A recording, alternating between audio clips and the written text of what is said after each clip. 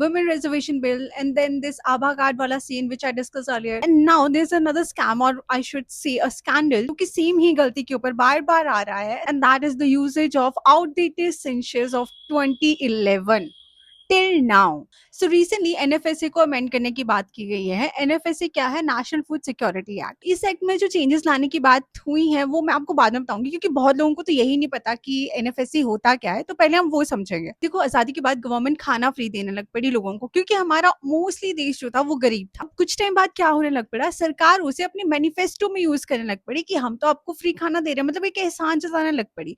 अब इस चीज को रोकने के लिए हैपन एक एक्ट लाया गया जिसे बोला गया राइट टू फूड एक्ट। इस एक्ट के अंदर आपकी रिस्पॉन्सिबिलिटी है कि आप हर एक नागरिक को खाना प्रोवाइड करेंगे। दैट टू, ऐसा नहीं कि सिर्फ खाना प्रोवाइड करेंगे, उसमें न्यूट्रिशन वैल्यू भी प्रोवाइड करेंगे ताकि उन्हें माल न्यूट्रिशन से भी निकाला जाए। And which gives us the two point, that is food security and nutrition security.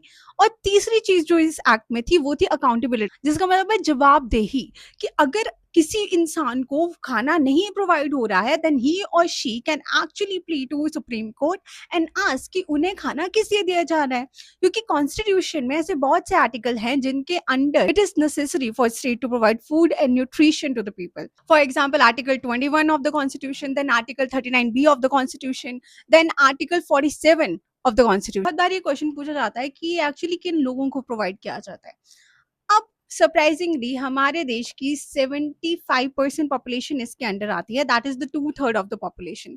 इसको दो कैटेगरी में डिवाइड किया गया। First one is AAY which is Antyodaya Anna Yojana, which are the poorest of the poor, जो बहुत गरीब होते हैं। उसमें क्या किया जाता है, 35 किलो पर पर्सन पर फैमिली दिया जाता है। रेट्स ये हैं। दूसरी कैटेगरी है priority house hold, vulnerable families होती हैं, तो पर मेंबर 5 किलो दिया जाता है पर मंथ। वुमेन एम्पावरमेंट का भी बहुत रोल दिखाया गया था। राशन कार्ड में आपका हेड ही फीमेल मेंबर बनाया जाता है। एंड ऑल्सो अगर फीमेल मेंबर प्रेग्नेंट है तो उन्हें पर मंथ 6,000 रुपये एलोकेट किए जाते हैं। बात करते हैं चेंजेस क्या लाए गए हैं, क्या अमेंडमेंट की जा रही है। तो अन्न योजना के तहत 35 kg पर फैमिली पर मंथ दिया जाता था। अब इस अमेंडमेंट के अकॉर्डिंग क्या किया जाएगा, जितने मेंबर्स हैं उस मेंबर के हिसाब से 7 किलो पर मेंबर दे दिया जाएगा, बट जिसकी लिमिट कितनी है, 35 kg।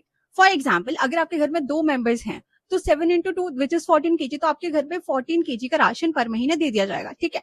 लेकिन अगर आपके घर में 9 मेंबर्स है तो 7 into 9 is equal to 63, लेकिन आपको 63 kg राशन नहीं मिलेगा पर महीना, आपको सिर्फ 35 kg ही मिलेगा। मतलब लिमिट सेट कर दी है सरकार। ये बोल रही है हमने इसलिए किया because we want to eliminate that intra AAI inequity. अगर आपके घर में मेंबर्स ज्यादा है के लिए तो सरकार ने कुछ किया नहीं।